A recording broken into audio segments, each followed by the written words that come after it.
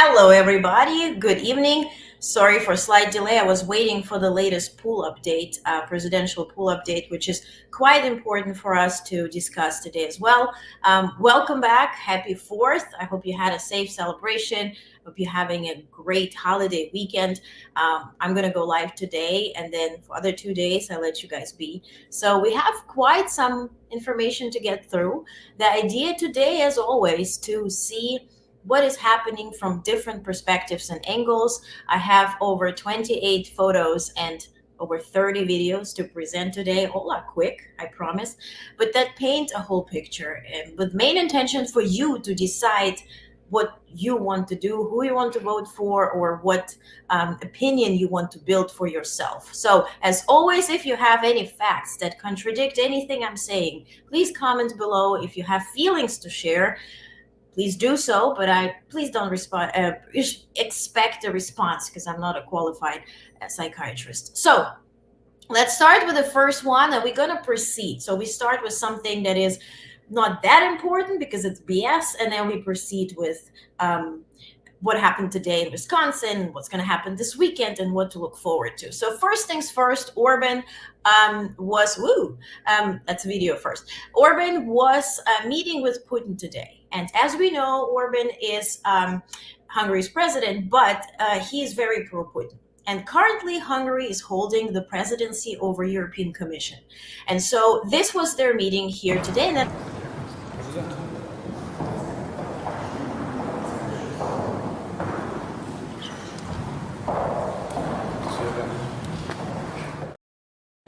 And so that's what Putin said today. Welcome to Moscow, to Russia. I understand that you have arrived not only as a longtime partner, but also as the president of European Council. I hope we will have the opportunity to exchange ideas on building bilateral relations and, of course, talk about the prospects for the development of the crisis in Ukrainian direction. Crisis in Ukrainian direction, it's a war. You invaded a country, you kill a bunch of people, you rape, you sell children. It's disgusting. But okay, I know that you were in Kiev and came to us to discuss the situation. I'm at your service, Putin says to Orban. I'm at your service. Have you ever seen a map? Have you seen a map of Russia and a map of Hungary? I'm at your service. Okay.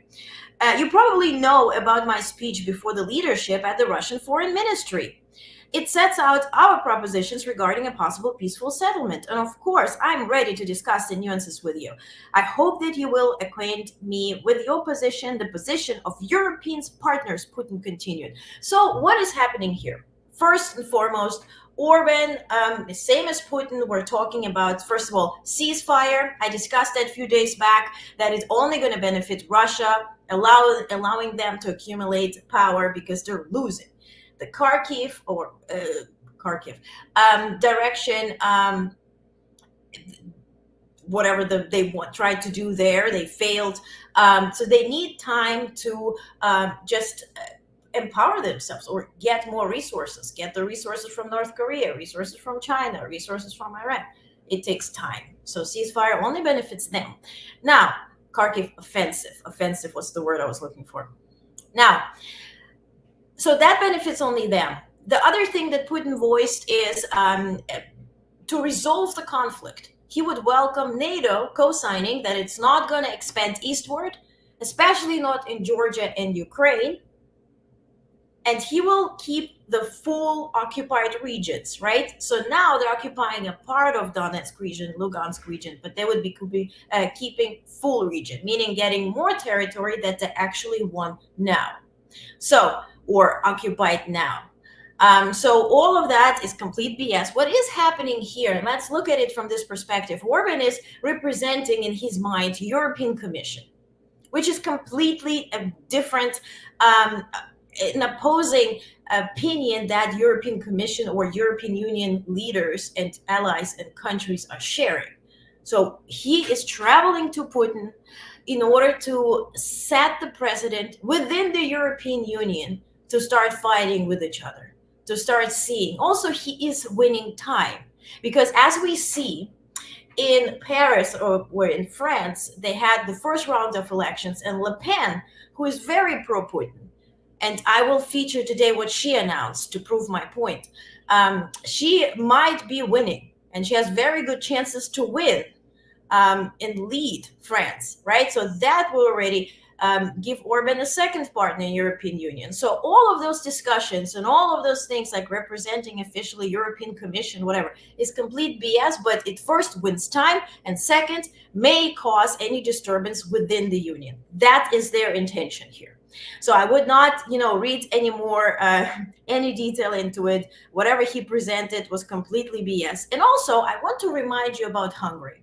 So Hungary has an intention or a tendency to side itself with losing parties. So here you see a picture. This is Orban with Putin. And then the other one is Miklos Horthy with Hitler, right? Miklos Horthy was reigning over Hungary in 1920 to 1944. Hungary was fighting in World War II on the side of Hitler. So Miklos Horthy prohibited the son of George IV to continue the reign in Hungary. And he fought on the side of Germany, aiming to return its territories in hopes that Hitler was a useful tool for that. So Hungary has a history being on the Nazi side. So just to put some things into perspective, and I think Jay in Kiev put that comparison on accent. Thank you so much. That's where I got this photo. So we need to keep in mind where the history lies and how Hungary plays, which role it plays in history. And that is repeating itself right now. But talking about Le Pen here, Russia was cheering today. And by the way, this is reported by Politico, whose founder or whose owner now and publisher is a former publisher of Forbes Russia. So let's put things into perspective.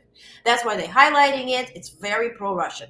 You can do research. I posted the research on my X account. You can read it. So Russia cheers Marine Le Pen's national rally in French election.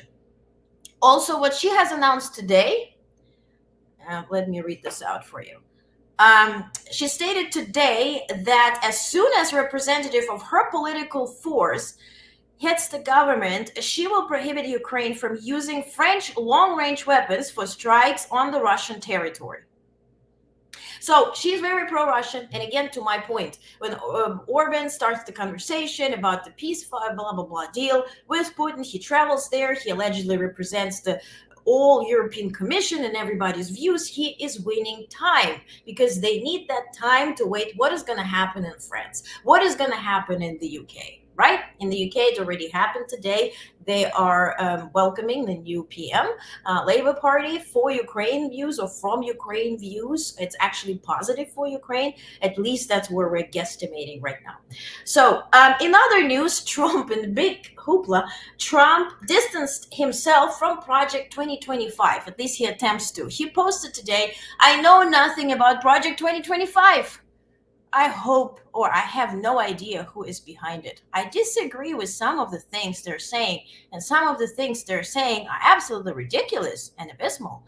Anything they do, I wish them luck, but I have nothing to do with them. Mind you, anything Trump tweets is actually in caps. I highly doubt that he wrote it. I highly doubt that he knows the word abysmal.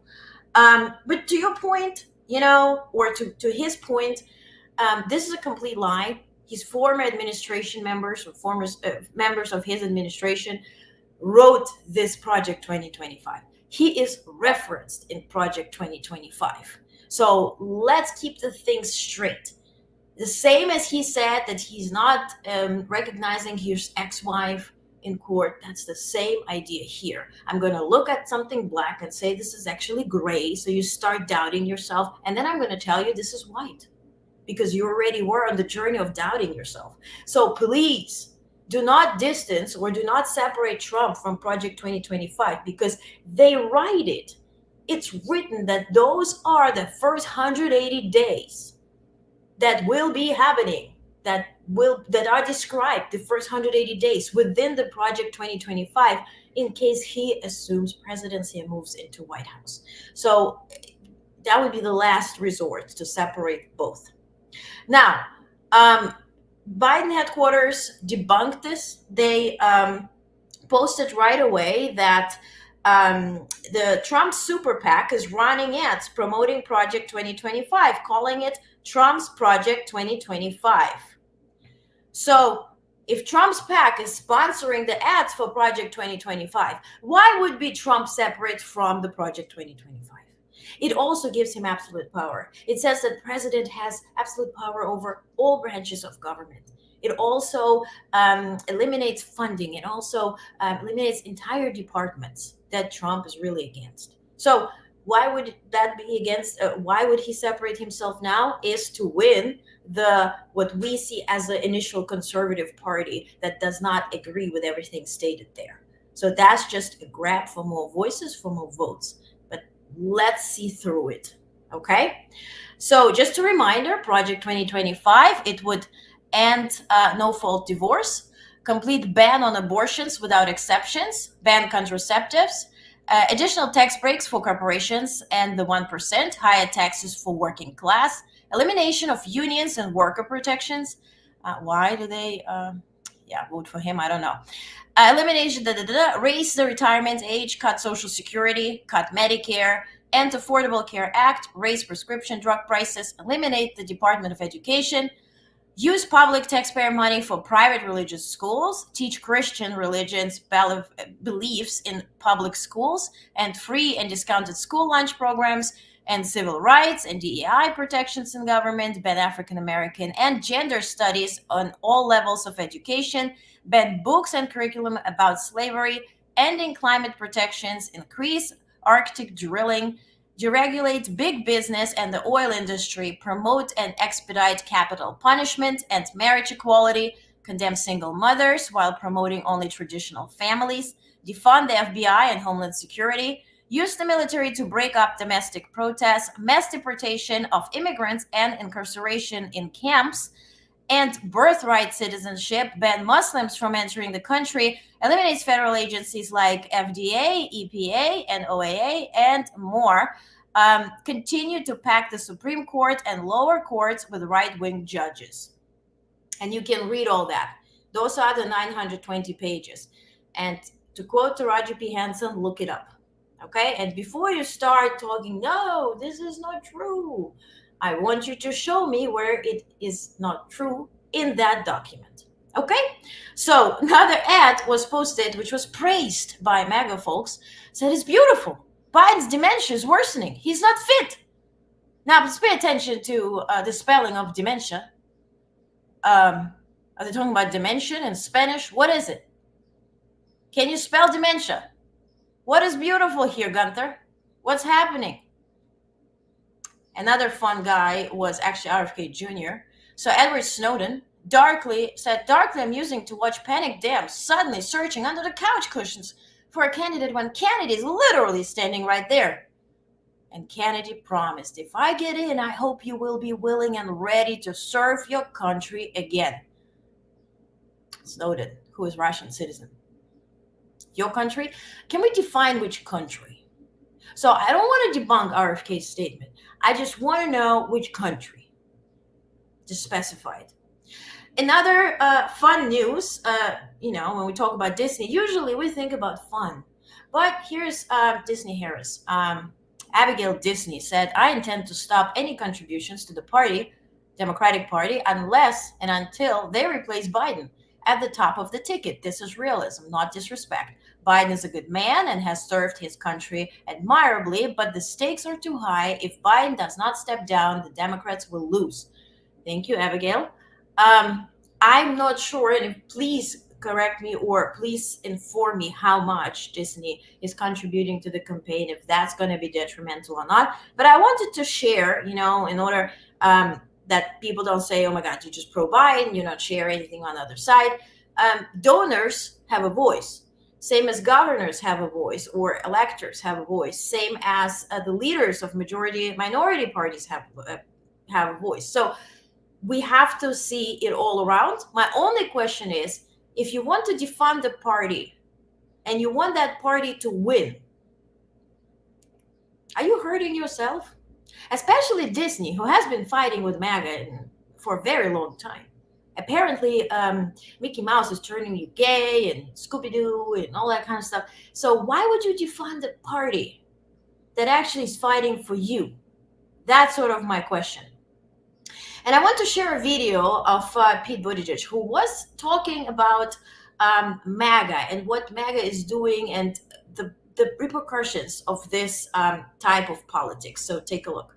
There's a more superficial political pattern that I think has driven some of the politics of the behavior of people like these people in Florida that don't say gay bill. And that is, when all you have is a hammer, everything starts to look like a culture war. So you got a political faction that really doesn't have a lot of answers for many of the questions that people are wrestling with. They love talking about gas prices, but they don't have an answer on gas prices. They don't have an answer on inflation. Many of them answered our call for bipartisan infrastructure work with a no. Haven't seen an answer on what to do about the price of prescription drugs. They voted against lowering that. Don't have an answer on what to do about the cost of childcare. Don't have a great answer on taxes. Actually want to raise taxes for the poor. That's a new one. I thought I'd seen it all. Then I saw Senator Scott's proposal to raise taxes for the poor. That's not great territory for them to be debating on. So what do? They find somebody vulnerable and pick on them, which at the moment is largely the trans community.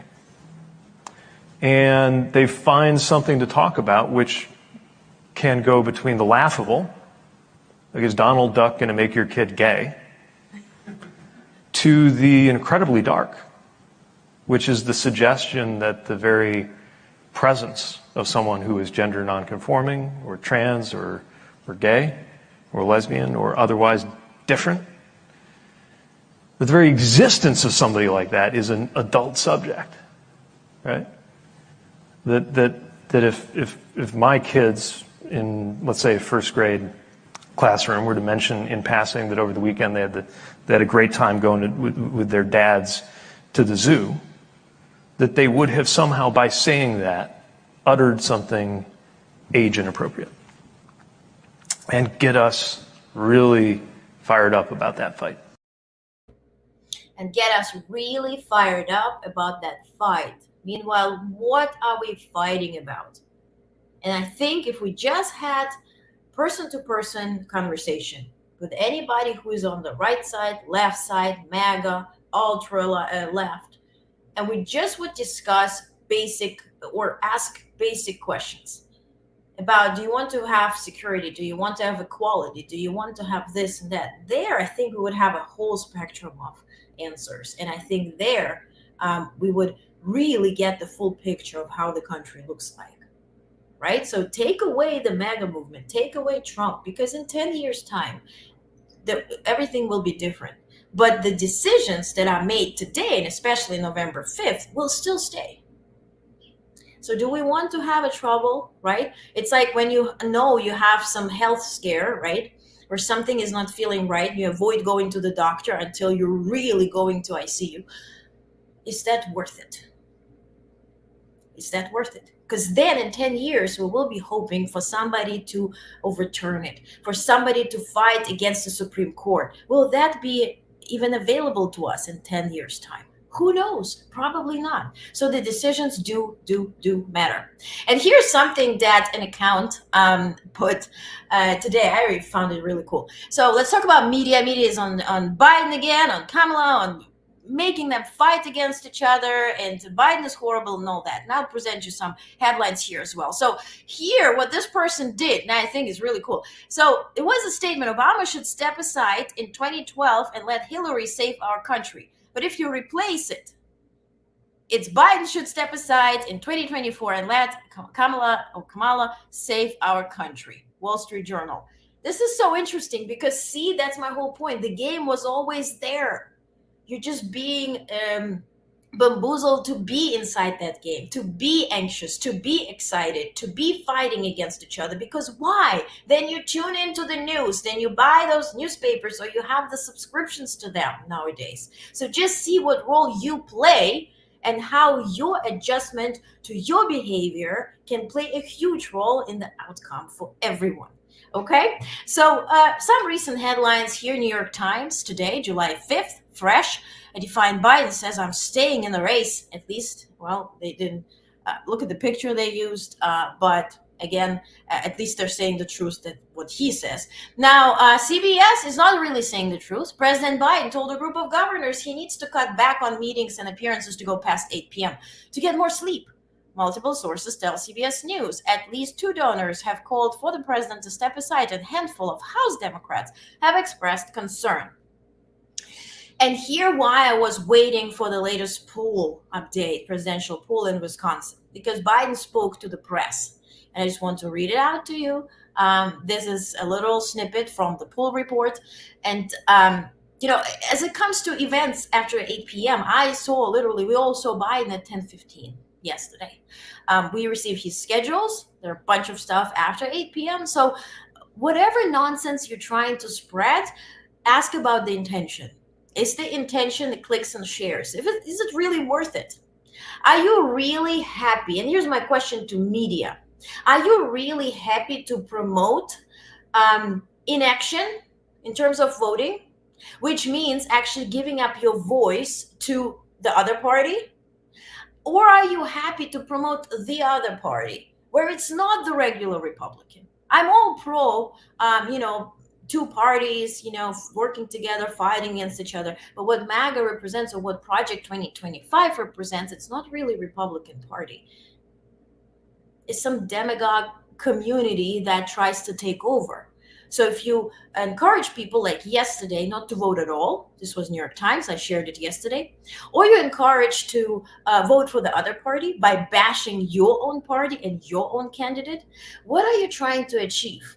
Because if you study history, or if you just Wikipedia it, dear media, do you know what the first thing an undemocratic or a demagogue leader does when he comes to power? Canceling you.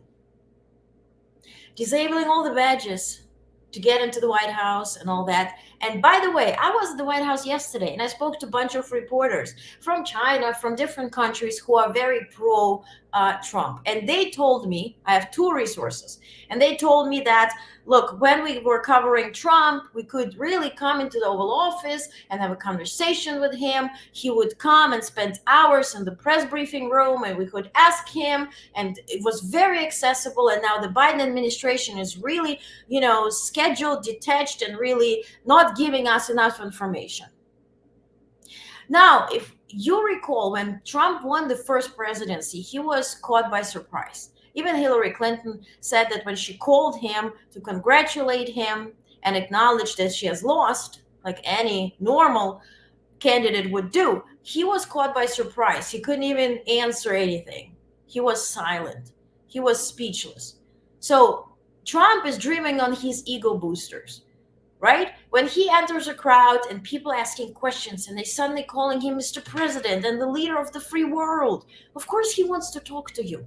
Also, if you recall his schedules when he was president, there was not much on it. It was presidential time for 2 hours a day. Now you're talking about if Biden's working after 8 p.m. or whatever crap you want to spread out. But he had presidential time scheduled. 2 hours. Just read it. Of course, he had all the advantage to talk to you because it's an ego boost. And in order to come to the Oval Office and just open the door with the leg, by kicking the door, are you respecting the office? Are you respecting the presidency? Or are you just becoming a fan base? And I understand you're missing that today because all this access produced headlines and clickbait and likes and shares for you. It was feeding you. And now, in order to ask a question, you first have to have one. Being a fan is not enough. Nobody's opening the door for you to fan out and ask Biden, all about ice cream or whatever you were asking Trump about. Because I'm sure it wasn't policies or anything that he could answer. That's to media. And here I want to share something to this point, what Michelle Wolf said. She was talking to mass media and she said, what no one in this room wants to admit is Trump helped all of you. He couldn't sell steaks, vodka, water, college ties, or Eric, but he has helped you to sell your papers, books, and TV.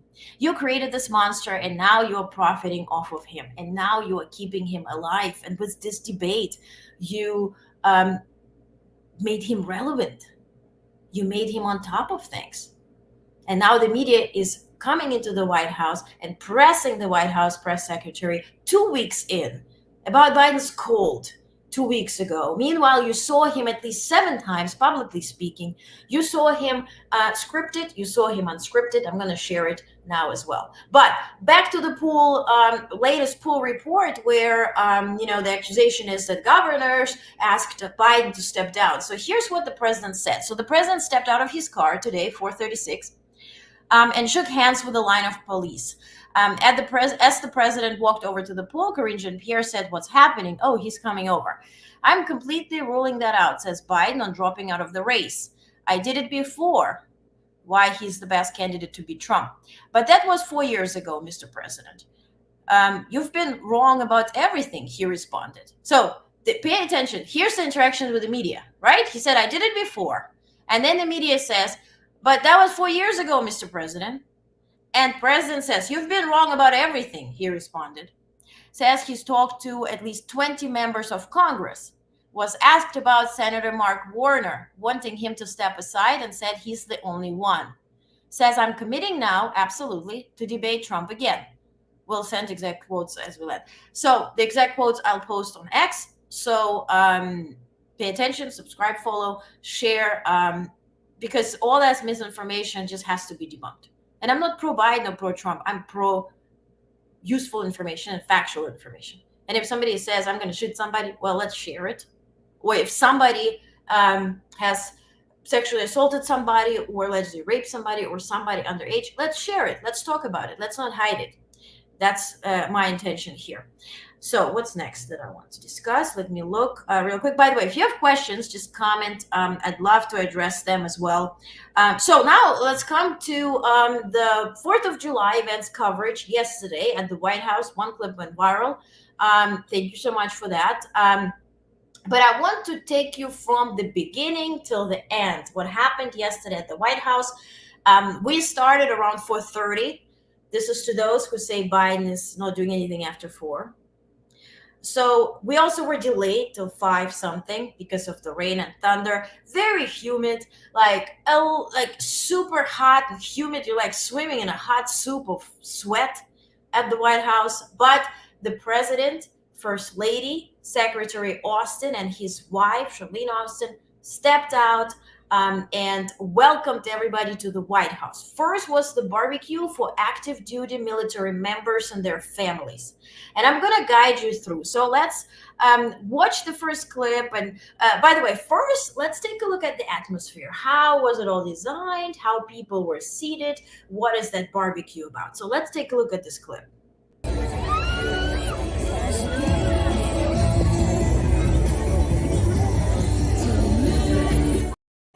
So that's where media was guided to our spot. There were tables, there were barbecue, I think I shared the menu yesterday, for vegans, non-vegans, for everybody. So it was very welcoming, including ice cream, ice pops, and all that kind of stuff. So now let's take a look at the 4 exiting the White House, which then was first they started with a prayer. I don't think I have that here, but I posted on my X account because it was like over 3 minutes long. First they started with a prayer, praying for military members, for military personnel and their families, which was very touching. And then the First Lady spoke. So let's take a look. The President and I are so grateful for your ministry, your love and your support. Rob, thank you for joining us today and for your special blessing. Joining forces, my White House initiative that supports military and veteran families, caregivers, and survivors is only possible because of the amazing organizations like the USO. And then she welcomed everybody to the White House and happy 4th of July. Happy 4th of July!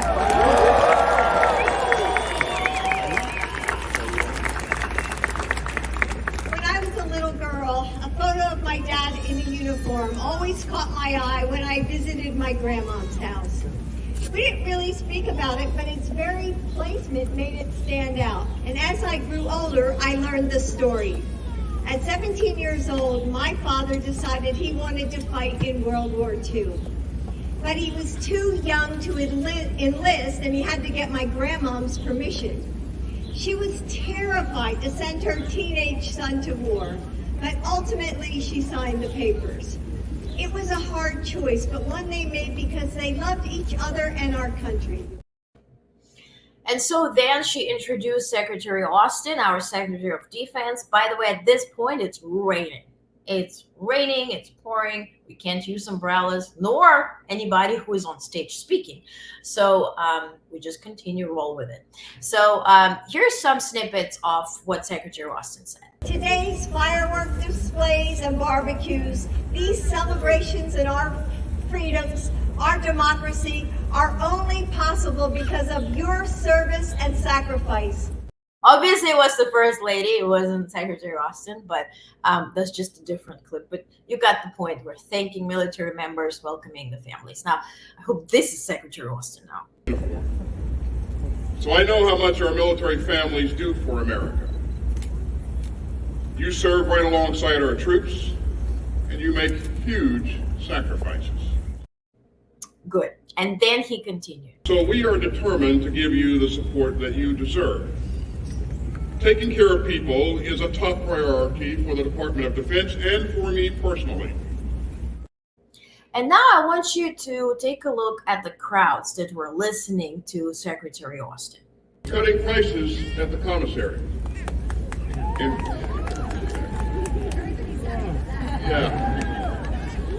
And we're working hard to improve your health care. You know, I'm proud of the work that we've done and what we've achieved, but so he announced that 10%, that the salary has increased by 10% and there's better health care. So that's what the cheers were about. But the point was not to showcase cheering, because else, I'll be told like there was not much cheering. It was not about cheering. My point is those are active duty members. It has been announced by the White House. It has been announced by every outlet. So stop debunking that it has not been active duty members here. Let's not roll with that type of program.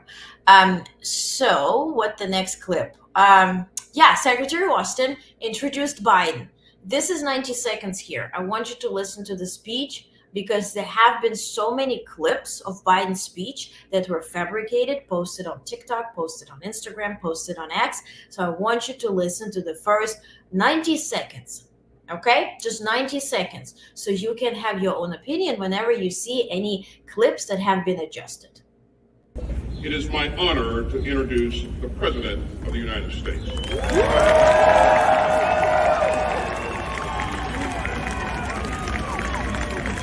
Happy Independence Day!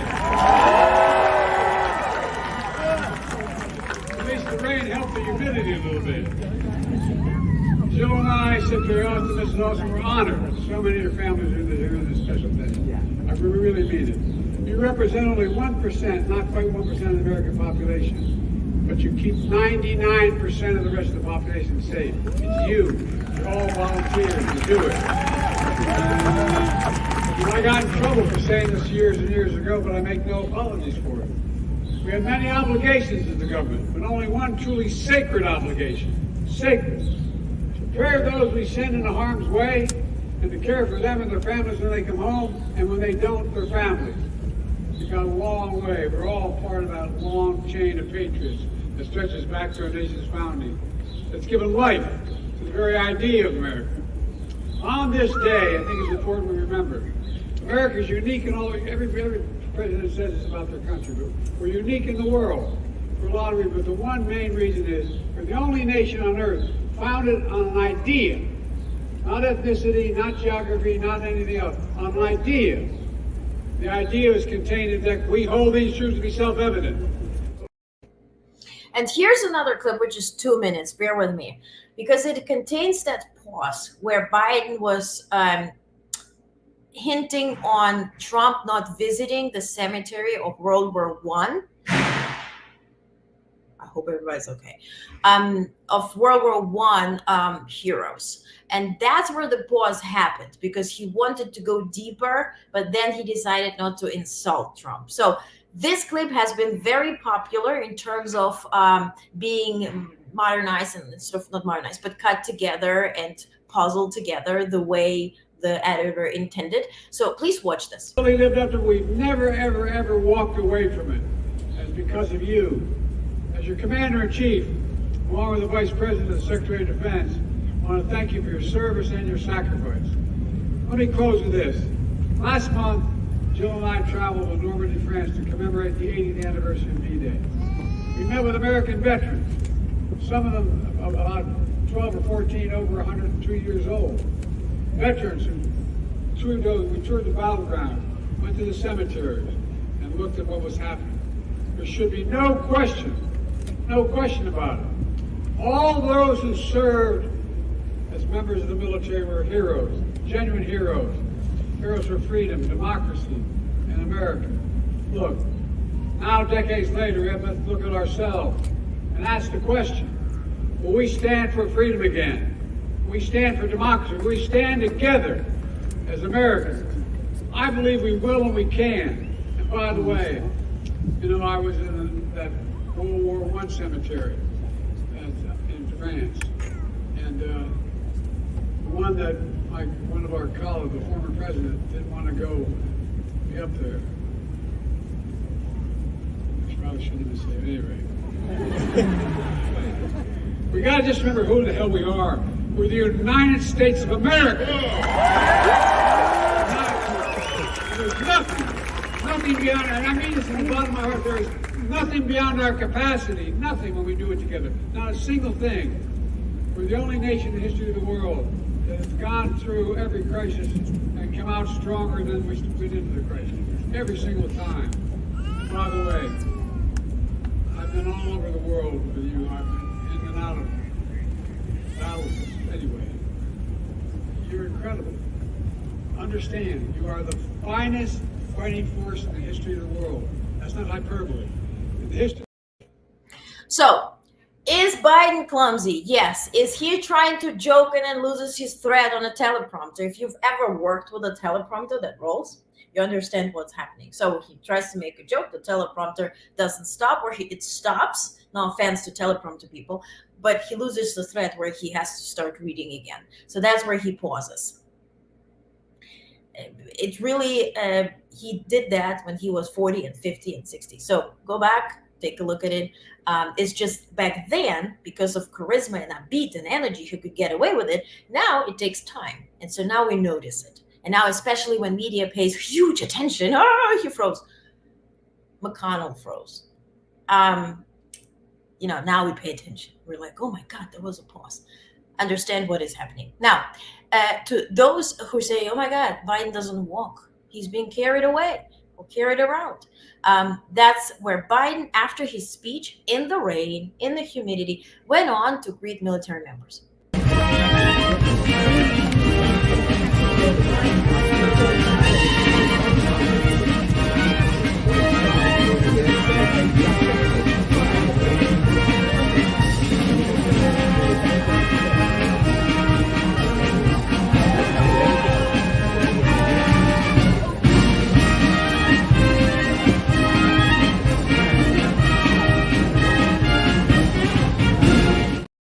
I like how Secret Service gently removed the hand off the back. That was smooth. And so then Biden suddenly took up the mic, unscripted, obviously, because he was told that about 7,000 people are waiting to enter the lawn because everything was postponed because of the rain and thunder. So they let 1,000 people in. Altogether, White House stated that they welcomed 8,000 people. So they welcomed first 1,000, started the speech, and then others were waiting at the gate. And so Biden was told that because when president is on the lawn and speaking, they literally put ropes and they create space between him and people, right? So they cannot let anybody in. And so he was told that, yeah, you can take your time shaking hands, but others will be waiting. And that's why he took up the mic again and spoke to the crowd. You can't come in. So maybe if you're hanging around, I'm going to sneak back out if that's okay, right? Thank you, thank you, thank you. Remember that famous expression, they also serve who only stand and wait. I remember when our son was deployed, my wife would go to stand in the sink in the morning, drinking her coffee, and saying that prayer, worried, always concerned, and all of you. So we owe you. This could not be done without the family support. So thank you, thank you, thank you. We love you, and I really mean it from the bottom of my heart. One last thing. You know, I used to think when I was a senator, there were always congestion on the highways. There's no congestion anymore. No, if we go on the highway, there's no congestion. And so the way they get me to stop talking, they'll say, we just shut down all the roads, Mr. President. You're going to lose all the votes if you don't get in. Anyway, I'll be back out. Thank you, thank you, thank you, thank you. I love you. Thank you, I love you. And so then he left. You want to see President walk? Here you go.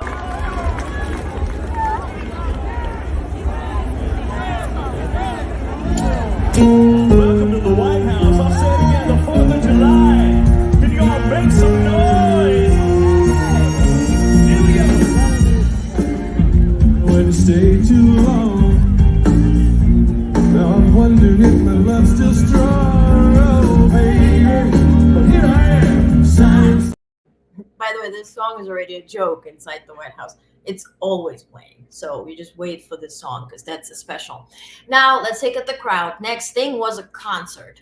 That was followed by the fireworks. So they built a huge stage. I showed it yesterday, how they were building it up.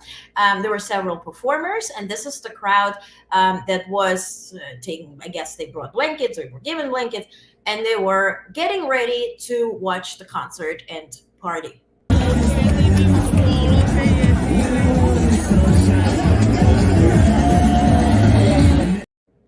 So, as to music, that's what we got.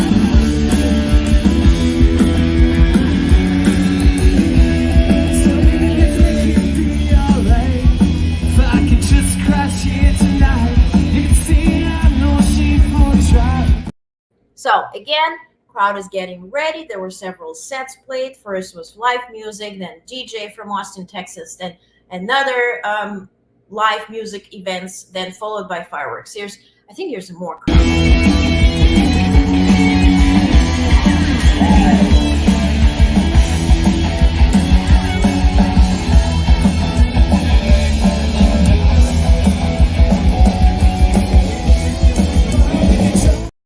The other thing that I want to also draw attention to, there were several unions and organizations helping veterans represented. So on the backside of the USO was the other organizations where people could get more information and that face sort of ways to help military members, whether active or retired. So that was represented as well. Then it was a final set, which sounded really Irish. Tell me if I'm wrong here, because for me that sounds Irish.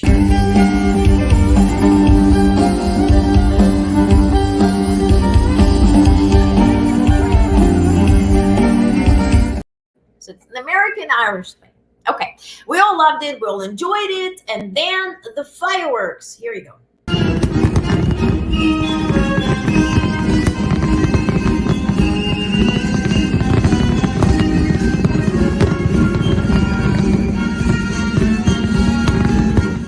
And by the way, I was the first one to say why we don't have much patriotic music during the fireworks. It started silent. Oh my God, why they don't do it? I'm from New York. We have Macy's Parade. We have all the patriotic music. I was ready to cry and then I couldn't.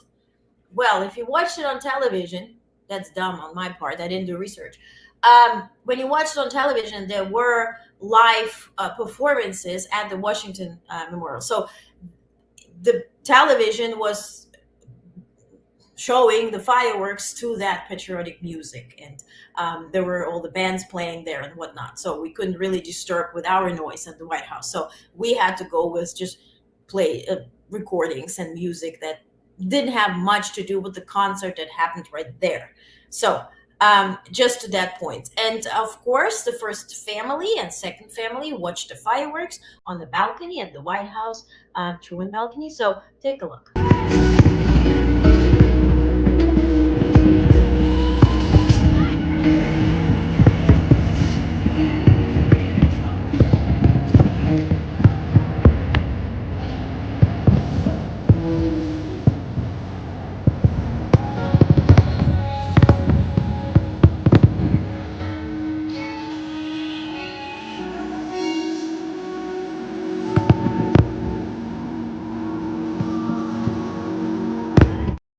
think I posted, there's also a clip where everybody on the balcony and everybody on the lawn danced to Beyonce.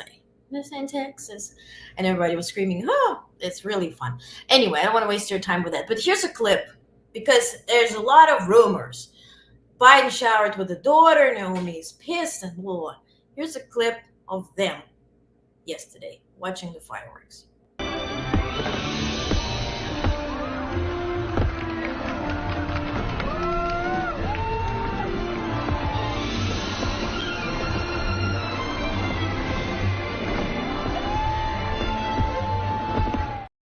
So that is daughter. This is not my clip. It was taken from X. I guess they just recorded it off of television. That's hence the quality. But I wanted to pay attention that spreading rumors that hurt families and hurt family members is beyond you. You want debunk by whatever. You want to criticize whomever. Criticize them. But let kids stay away. Let these very emotional connections be outside of the politics, because that's not politics, that's dirt. Okay, so and here's some pictures from the balcony. The vice president and second gentleman enjoyed the fireworks. She looked fabulous, and this is a picture from the back. So I guess whenever you're voting, just remember this, if you're going to see that next time, if we vote in a certain way. Loving husbands, wives, and whatnot. And by the way, this is the crowd. 8,000 people were welcomed by the White House. Now, the question is, yesterday I tried to find out what did Trump do, because in my intention to cover both sides, I wanted to see what maybe he organized at Mar-a-Lago or any 4th of July events. I couldn't find anything. The press office is not communicating on Trump's end, also not letting reporters or independent reporters, allegedly, as I was told, attend briefings or any press events. So for that reason, I couldn't find anything. What I could find is that a day ago, there was a clip of him getting ready on his golf course. Barron was right next to him. And just listen to this conversation. You gave me so much. How did I do with the debate the other night? Oh, amazing. Kicked that old broken down pile of crap. Yeah. It's a bad guy. He just quit, you know. He's quitting the race. Is that right? Yep, I got him out of the race. And that means we have Kamala. I think she's going to be better. She's so bad. She's so pathetic. It's so amazing. It's just so fucking bad. So, I just can't imagine. but can you imagine that guy with dealing with Putin and the president of China, who's a fierce person? He's a fierce man. Right. A very tough guy, and they see him. They can't. But they just announced he's probably quitting. Good. Okay? Yeah, that's amazing. Just keep knocking him out, right? That's it. Okay, thanks for the clip. Broken pile of shit. That's Biden. Kamala is pathetic. And C is a fierce man. Okay. Now, we can see what is happening on the international front at the NATO summit, what is being achieved, what is being negotiated. So you can read on that, you can get all the facts to see whether this clip has any value. But if you're a Republican, I want to remind you what a Republican president looks like.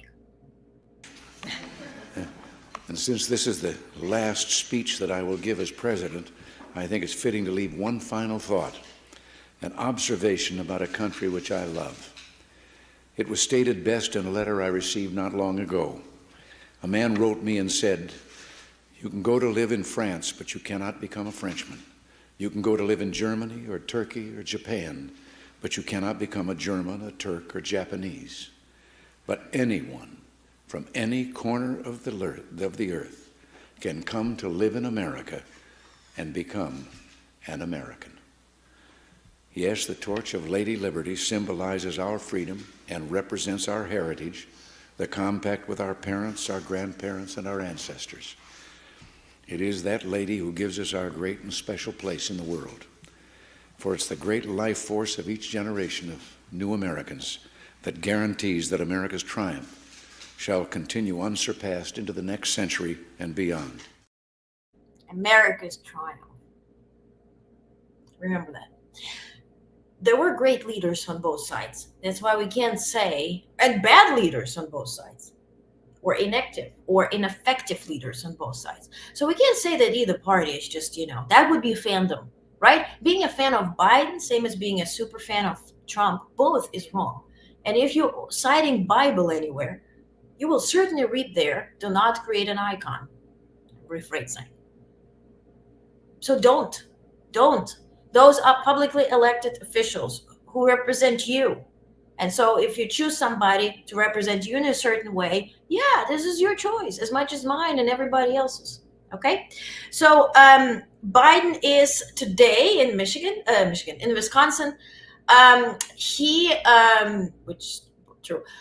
In Wisconsin, he first arrived for a campaign event, and that what was shared in the poll. So I want to warn you, we're facing the weekend slow cycle for news up until Biden's interview with ABC News, and Stephanopoulos will premiere on Sunday and Monday, partially Sunday night and Monday morning. And until then, we might face some weird reports. So I want to warn you. So in the poll, it was shared that the motorcade arrived in Sherman Middle School in Madison at 1:45. Outside the middle school, science reading, save your legacy, drop out. 3 generations for Biden, be a hero one more time. Poll did not see president exit. Da, da, da, da, da. So it is presented as what I see now as a big protest, huge protest against Biden in Wisconsin, which is a very important location for a region for the election. But I want you to see that mass protest. Those are the people protesting with those signs, as you see, that I just read out. So before believing into something, see the proof, research, and then we're all smarter for that. So also here's some quotes, again, from the poll today. In Wisconsin, middle school gym was packed with people of all range of ages. Biden-Harris signs and American flags lined the stage. Mayor Rhodes Conway of Madison and Congressman Pokin spoke. After Pokin, the crowd chanted "Go Joe, go," and then clapped to Pharrell Williams' "Happy." About 80 people stood on risers behind the stage, dancing to the music, including "Party in the USA," and waving Biden-Harris and "Let's Go Joe" signs. Governor Evers spoke to loud cheers and whistles, saying, "The thing about me and Joe, we're not flashy, nor are we fancy. We put our heads down and do the work. We always try to do the right thing." Then drawing a contrast with Trump, saying he has a radical agenda that he plans to pursue. Sabrina Jordan, Biden-Harris campaign volunteer, her first time volunteering for a campaign, introduced the president. President Biden took the stage, and then the crowd chanted, "Let's go, Joe." Before the president began speaking, he made a joke that he's only 40 now. So I don't know what that joke's about. But you see a positive response, then you hear there were signs, there were protests, and then you see the pictures of those signs and protests. Same as what happened in the Hamptons. As you recall, last weekend, Saturday, when Biden was here, and it was like there were massive protests, there was one family with 3 signs. And if we talk about votes, November is going to show the votes. Biden is not losing votes, nor Trump is losing votes. We're not voting yet. They're polls. They're polls that certain publications create so they can report on them. It's the same way as, we eat shitty food, so we can buy shitty medicine that heals us from this shitty food, and then from that medicine we get more, shitty consequences that then we buy more stuff to face it. It's a cycle. So see it for as such. So then he is speaking at the event, Biden, and it says he stumbled a bit over the words at first, number 1, number 2, and then spoke clearly. He stood holding a microphone, no podium. "What's your name?" He asked the child age, and then said, "When I was 11, I came up to about your shoulders."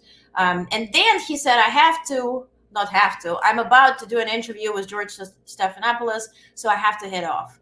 his voice was strong and audible. The crowd was enthusiastic and cheered, whistled loudly. So then he had the interview, and then what I read out from the pool report at the tarmac, he spoke to the press, and that's where he talked about the congresswomen allegedly telling him to step out, and he said only one person was that. So I read it out to you, and I think at this point we're done with all my footage. Yes. Wait a second. Let me.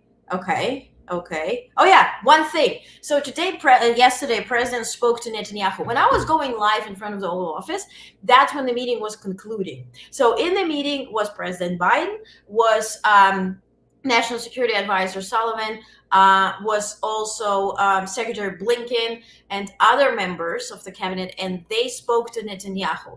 And so what was shared today is they're cautiously optimistic about receiving a positive answer from Hamas through their Egyptian sources. So what is happening now, Israel agreed to the deal that Biden announced in May. There were 3 or 4 stages, 3 or 4, don't quote me, because that's not really the area I'm usually covering. But there were several stages announced to the peace deal and peace operation between Israel and Palestine. So the first one would include returning all hostages alive or the remains of all hostages below the age of 50, and also ceasing fire. And then the second stage is issuing aids, rebuilding Gaza. So this is what was shared today. They are, again, optimistically looking at the result. As to me, don't ask me why we're negotiating with Hamas. Whether it's again, this is not the issues I always cover, so I'm more into Eastern Europe and Ukraine and all that. As to me, I always wonder why we're negotiating with terrorists. Are we then elevating them on the level of negotiating with Israel? Hamas is a terroristic organization, which was proclaimed so, and negotiating with Israel on the same level, is that a smart move? I don't know. Comment.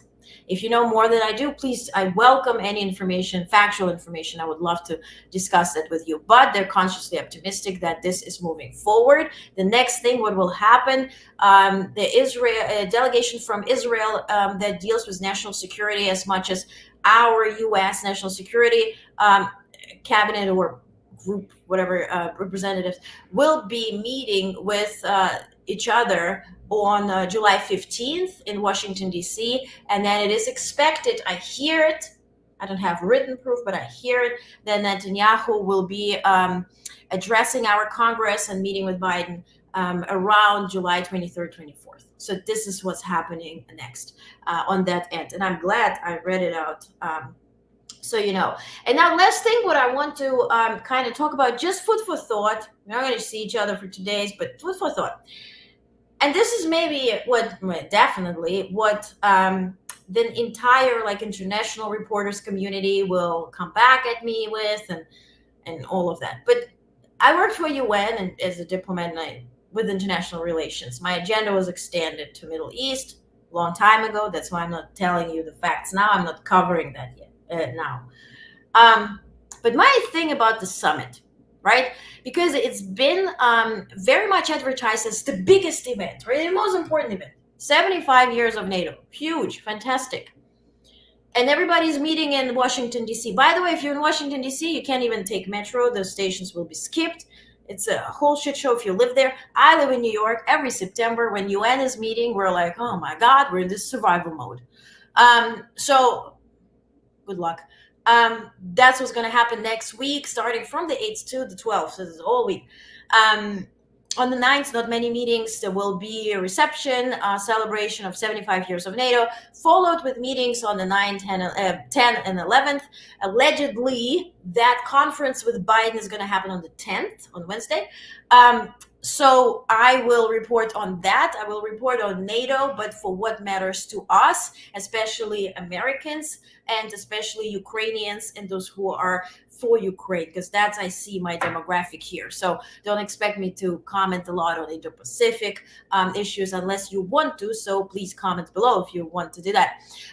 But specifically that press conference with Biden, which I think will have mostly international reporters because it is handled by NATO. It's not handled by the White House, although what I hear, it will be at the White House, Israel. So if NATO handles badges, you're not going to have White House correspondents who are covering the White House and who are asking questions to White House Press Secretary Karine Jean-Pierre. So don't expect that type of coverage. So I think since NATO is handling badges and access to the president, there will be certain quotas for every country to ask a question. I think US will ask 1 or 2 questions, maybe AP, maybe, some publications that are more international, and specifically the reporters who are covering NATO. So it's not going to be the White House correspondents asking questions. So I assume there will be not many questions about his health because nobody gives a duck in Japan or whatnot. They will be asking about his policy and maybe if what he is doing now is Trump proof in case Trump comes back, which could be my question about Ukraine. How much is Trump proof? How much is Le Pen proof? How much is Orban proof? Because Orban, 5 months in European Commission, then we are in December. What's going to be then?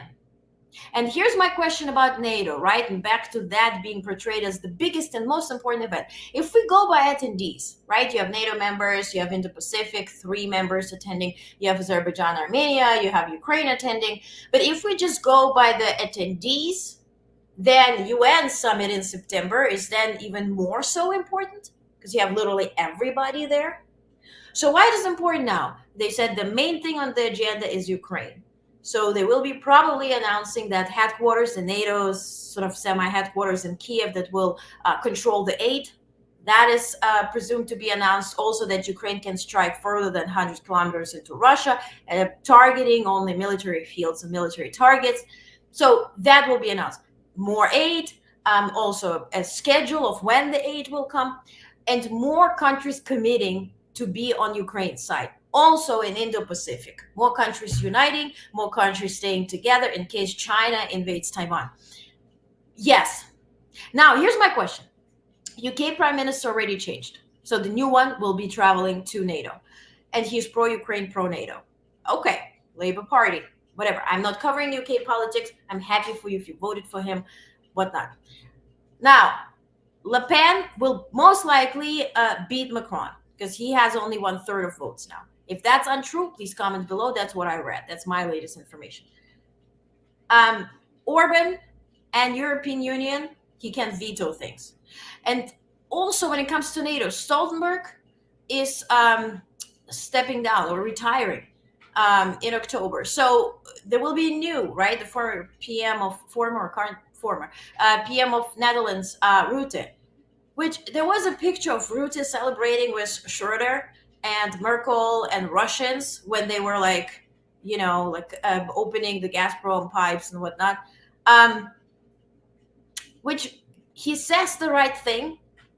If he's going to do the right thing, I truly, truly hope. And I wish for it wholeheartedly.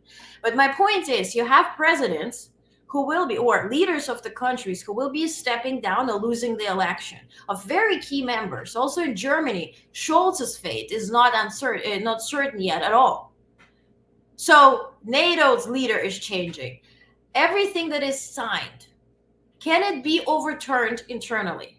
Because if I'm the country and my leader is signing that I'm giving 2% of my GDP today, and then the leader, somebody is replacing me and says internally we can't afford it because we have to do something else, will that be overturned? Certainly. So here's my point for Ukraine, why I'm saying that. I'm not, spreading lies or whatnot. Those are just my thoughts. We are advocating for this NATO summit to be the big gaboo. It might be. How long will it last? Is it Trump proof? Is it Le Pen proof? Is it whoever instead of Scholz proof or whatnot? How does it look like? Okay. And also, can NATO reverse too? Because when we pay attention to the peace summit that Ukraine did, right, and all this memoranda that people were signing and we're all excited about it, there's a clause that you can get out of it anytime you see, fit for your vision for your country, which is obviously always stated. Never sign an agreement you can never get out of, right? This is we face. I was literally, I think it was my internship at European Parliament, and I asked a question. It was before Brexit, way before Brexit. And I asked a question at this Parliament, and I said, there is no exit clause in European Union. How are you going to handle that? And they said, well, nobody's going to ever leave the EU. And then Brexit happened. All the shit show followed. So my point is, never sign an agreement that doesn't leave you a way out. But those agreements all have a way out, which will be decided by leaders. And if we expect new leaders, we might expect changes. So for Ukraine here, you have to get your own ducks in a row. And all Ukrainian media is covering is Biden is bad, replace Biden, because what if maybe Trump will be good for us? And then Zelensky asks, well, I want to know what Trump will say to Putin because I want to get prepared. Is he going to give us up or is he going to fight for us? Like, I want to get prepared. Don't prepare what Biden will say or Putin will say or who's going to win or by Trump, whatnot. Prepare for you. You have the aid now.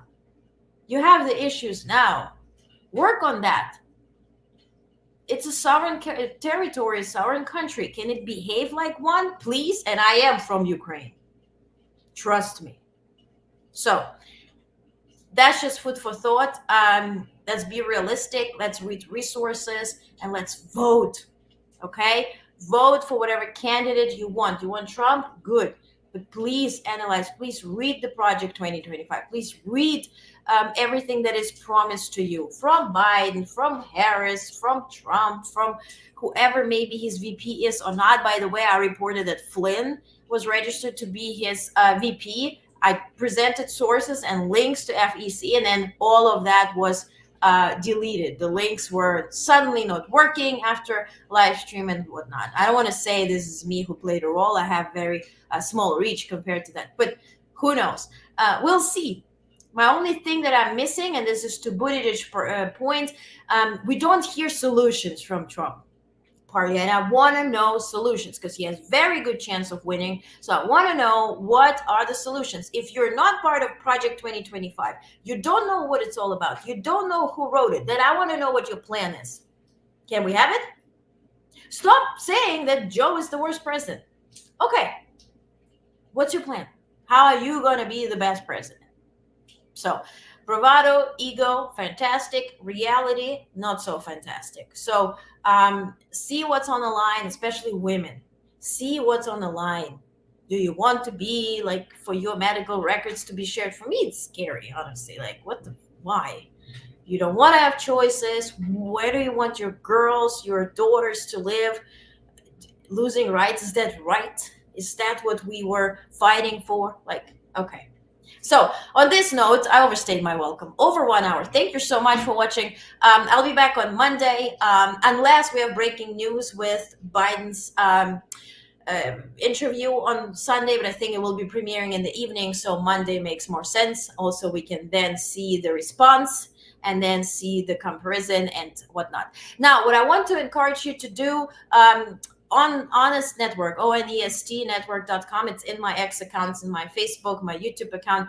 Please subscribe for newsletters. So starting Monday, I will be sending all the news that I'm covering here, presenting the proof, also writing what's there so you can also review it. Because watching live stream, especially such long one, is a lot. Maybe you can't afford it time-wise. So you will get at least twice a week those snippets to issues that I'm discussing, also all the pictures and links to videos for you to review, because on X, all these threads are getting like messed up a lot. So there you would just have that in your mailbox. Onest Network, onestnetwork.com. The thing pops up, very annoying, honestly, but put your email there, your name, and then you will never see that thing popping up again. And Monday, you'll get your first email, which will be covering the interview with Biden and also what I discussed today and everything that will be discussed on Monday. Okay, thank you so much. Please follow, please like, please share this. I do it really just for us to get a better perspective. Not paid for either party, by the way, not at all. So let's just have common sense and unity and community. So have a wonderful weekend. Thank you so much for tuning in, and see you next time.